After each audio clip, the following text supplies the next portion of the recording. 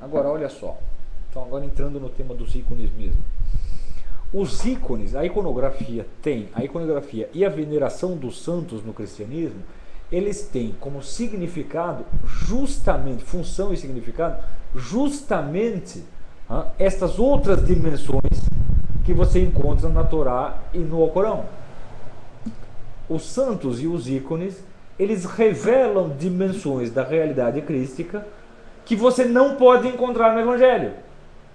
Que se você só olhar o Evangelho, você nunca vai entender. Tá claro? Então é assim, olha só, em vários períodos da história do cristianismo, no primeiro milênio, de tempos em tempos entrava em discussão a questão da validade da iconografia e da veneração dos santos. Né? Dizia assim, não, no século II começaram a discutir, depois no século IV discutiram de novo, no século VI discutiram de novo. Finalmente no século VIII começou um quebra-pau sério, porque o imperador do Oriente proibiu o uso de imagens, ordenou por lei a destruição de todos os ícones e proibiu a veneração aos santos. E aí então começou um sério quebra-pau teológico que durou mais ou menos 60 anos, ou acho que 70 anos, acerca da validade disso. Certo? E os grandes teólogos da época, todos eles falaram, olha só, se você proibir o uso dos ícones e a veneração dos santos, você cancelou o dogma da encarnação do Verbo. Que negar uma coisa é negar a outra. O princípio mesmo, a essência mesma do cristianismo é que, olha só, Deus é invisível e ele tornou-se visível nesta pessoa.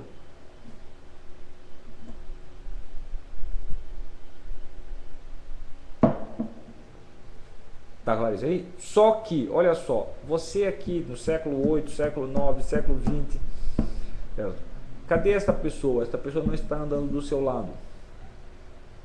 Então ele tem que ter providenciado um meio, uma espécie de prolongamento da encarnação que permanece no decorrer dos séculos. Em parte isso é dado de modo abstrato pelos sacramentos. Mas ainda assim, olha só, você nem sempre sabe quando os sacramentos são válidos.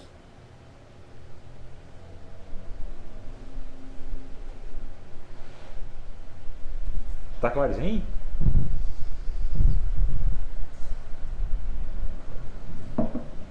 Quer dizer, a ideia no cristianismo desde o começo é, olha só, eu sou o tronco e vós sois os ramos.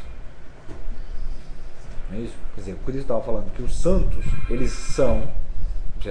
eles recebem neles a própria vida divina que nele existe essencialmente. Olha, dizer que uma coisa é o tronco e a outra são os ramos, o que o tronco e os ramos têm em comum?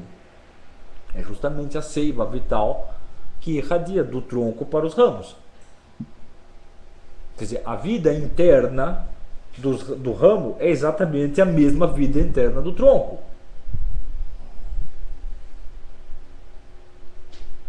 Tá claro? Isso quer dizer o quê? Que entre o tronco e o ramo existe, por um lado, uma descontinuidade exterior. Tronco não é ramo, ramo não é tronco. Não tem erro. Mas que em alguma dimensão interior o tronco e o ramo são o mesmo.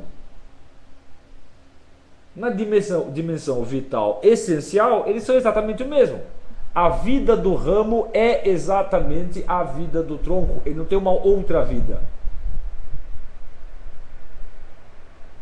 Desde o começo, os grandes místicos e teólogos dizem que esta vida aí é a própria vida divina, que em si mesma é invisível e tornou-se visível nas ações, pensamentos deste homem aqui. Quer dizer, este homem, na verdade, olha só, não é simplesmente um homem. Ele é a própria forma visível da divindade. Quer dizer, tem uma passagem na Escritura, não lembro se é numa das epístolas ou se é nos Atos dos Apóstolos. Um dos apóstolos, logo depois do Pentecostes, usa esse argumento. Ele fala, olha, aquele Deus que desde sempre é invisível, este mesmo agora tornou-se visível.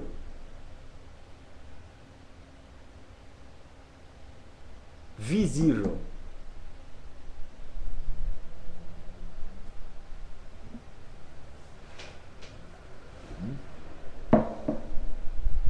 O argumento do pessoal que era contra os ícones é que é o seguinte, olha só, não, mas uma coisa é a divindade de Jesus Cristo, outra coisa é a sua carne. E aí os teólogos imediatamente respondiam, olha, primeiro, não é a carne enquanto tal que nós adoramos ou veneramos. É lógico. Certo? Deus é uma coisa, carne é outra. Você não confunde as duas coisas. Mas se você entender o significado da palavra carne, você não pode dissociar, por exemplo, esta carne aqui, ó, desta personalidade que está aqui dentro. Esta carne aqui não é senão o limite externo dessa personalidade que está aqui. E em tudo que ela faz, ela é a expressão dessa personalidade interna. Só que no caso de Jesus Cristo, essa personalidade incluía o próprio Deus, a própria divindade. Então, embora a carne de Jesus Cristo não é a mesma coisa que a sua divindade, você não pode concebê-la como uma outra coisa radicalmente distinta e independente.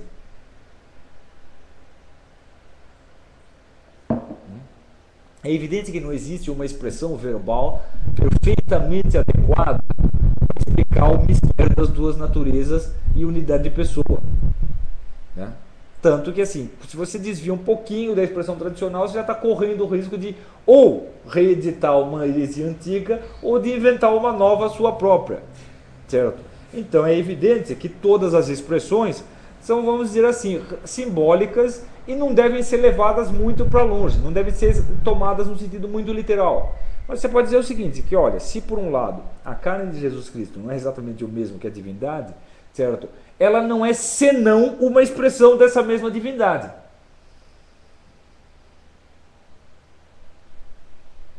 Senão a escritura seria falsa ao dizer que ele se tornou visível.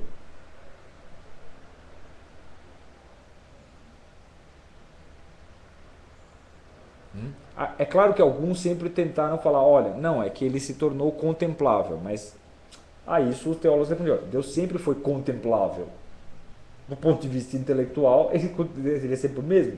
O conceito de Deus continua exatamente o mesmo, ele é sempre inteligível. O ponto da escritura é que Deus se tornou visível. E que a veneração dos santos e dos ícones, certo? É como que uma dimensão da encarnação.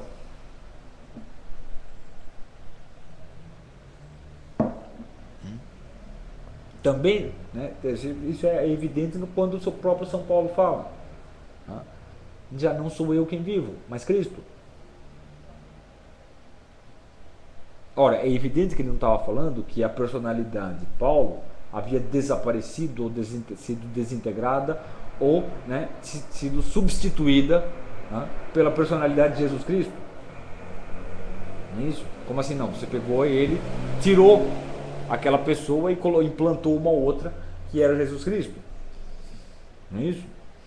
É simplesmente que uma personalidade, olha só, uma personalidade não é senão um modo de agir, de pensar, de sentir, de querer. Ora, esses modos de agir, pensar, sentir e querer, certo? Eles são basicamente estruturados, eles se diferenciam uns dos outros segundo formas inteligíveis. Quer dizer, você pensa algumas coisas, quando você pensa algumas coisas, ora, essas coisas que você pensa têm um significado. Esse significado inteligível, certo? É a medida do que você pensa. Não é possível pensar, certo? E pensar em algo absolutamente ininteligível.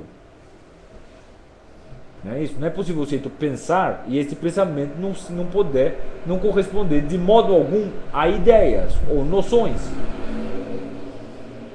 Quer dizer, não é possível você criar um discurso interno aqui e esse discurso não tem nenhum significado. Ele pode até ser um significado incoerente ou possuir um significado falso. Ele não se referir a uma realidade. Mas mesmo um erro tem uma estrutura inteligível pelo qual ele difere da verdade.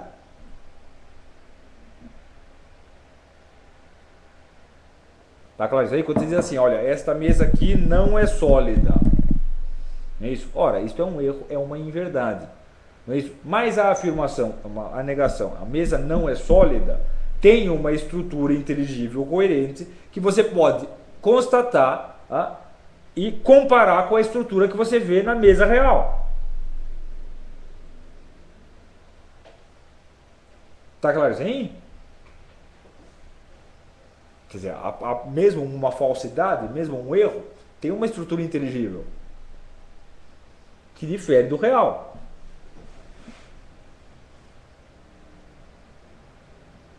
Tá claro assim? Ora, então quer dizer, toda personalidade é medida por essas fórmulas inteligíveis. Essas fórmulas inteligíveis, todas elas procedem do próprio Verbo Divino. Quando São Paulo diz, olha, não sou eu que vivo, mas é Cristo que vive em mim, o que ele está querendo dizer é o seguinte, olha, tudo o que mede esta personalidade e dá a ela realidade enquanto personalidade, certo? Não é uma elaboração desta individualidade. As medidas inteligíveis do que eu penso, sinto, desejo, queiro, não são produtos da minha elaboração mental. Elas são produtos da atividade de Jesus Cristo, da atividade do Verbo Eterno. E, portanto, tudo que existe nessa personalidade de efetivo, certo? É um modo de ser de Jesus Cristo.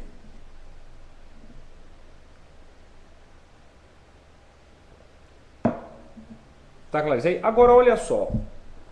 O corpo de São Paulo, certo? Que era constituído de carne, como o meu, como o seu, como de cada um, não é senão o receptáculo passivo pelo qual o sujeito, São Paulo, dava expressão a esta personalidade. Tá claro? Isso quer dizer que, olha só, o corpo dele não era senão uma representação física dessas estruturas inteligíveis que procediam do próprio Verbo Divino.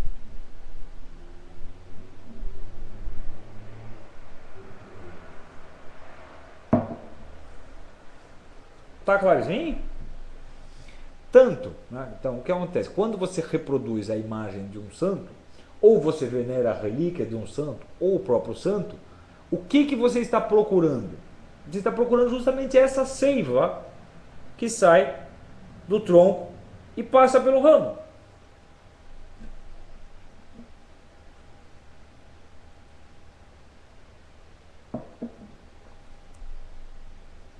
Tá claro, hein?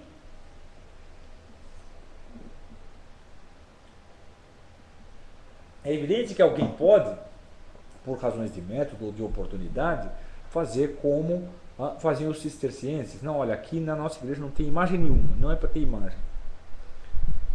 Tem que ter um vazio aqui, põe só a cruz dentro da nossa igreja e a gente medita no silêncio vazio de imagens. Ora, uma recusa metódica, é evidente que os ícones são um instrumento para a participação na divindade. Não é uma recusa, não é uma negação doutrinal. Os cistercienses não estavam dizendo que é o seguinte, o uso dos ícones é ilegítimo, é inválido. Eles jamais diriam isso. Eles dizem, olha, para certas mentalidades, em certa ocasião, em certa condição, o uso das imagens não favorece a aproximação com Deus. Certo? É claro que, olha só, quando a gente está falando aí do uso das imagens, nós estamos nos referindo estritamente aos ícones produzidos segundo as normas estritamente tradicionais.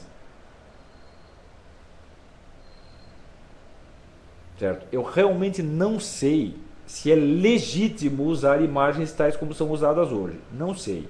Eu acho que é ilegítimo.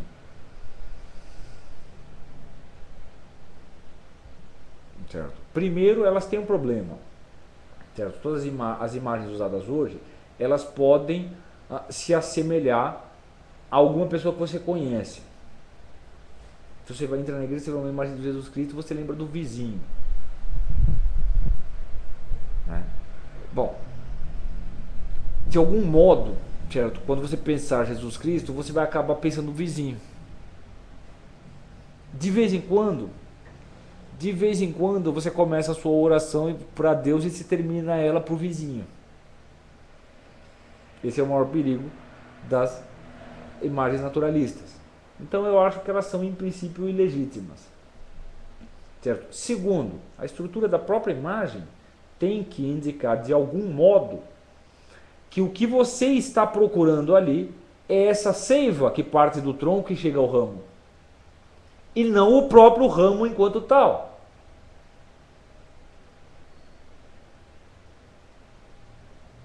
Tá claro? Isso aí é evidente, assim, o cristão, ele quer tratar, quando ele lê São Paulo, ele não quer tratar com São Paulo, ele quer tratar com Jesus Cristo.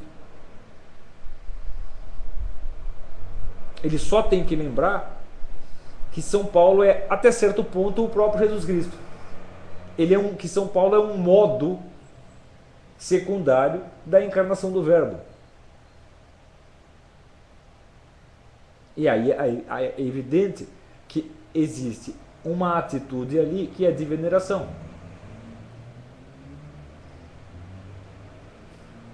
Tá claro assim? Quer dizer, existe algo do próprio Jesus Cristo ali. Ora, se existe algo do próprio Jesus Cristo ali, eu não posso pegar São Paulo e tratar como se ele fosse um homem comum, como se ele fosse apenas carne.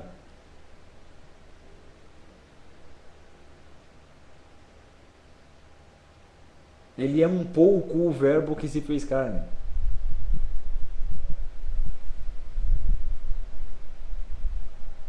Tá clara essa diferença? Olha só, é só a gente pensar isso. O que a gente quer dizer quando a gente fala o Verbo se fez carne? O Deus que era invisível se fez visível.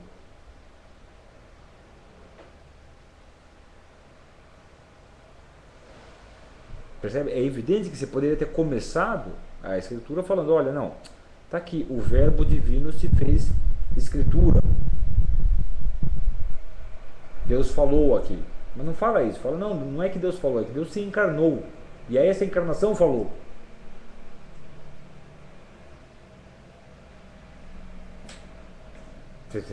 Olha só, esses termos, eles não são escolhidos arbitrariamente no começo da revelação.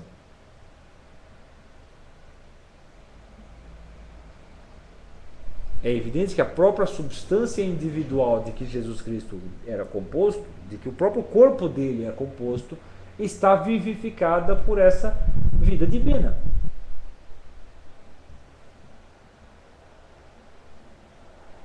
Certo?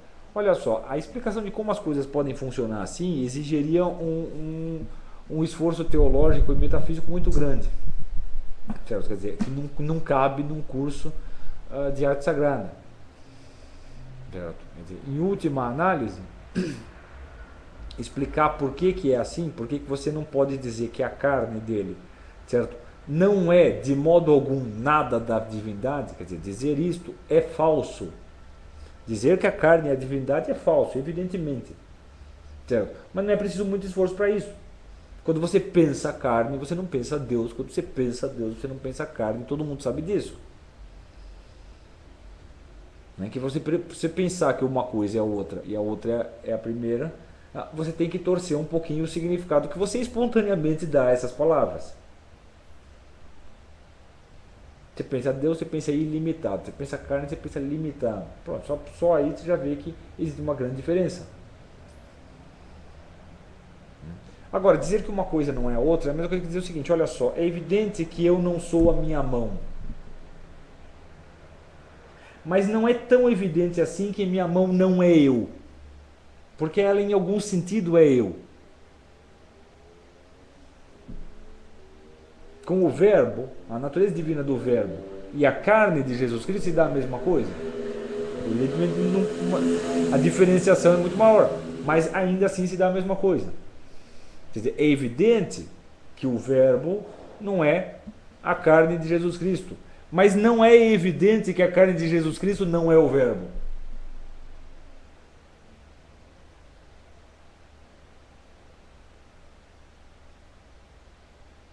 Ela não é todo o Verbo.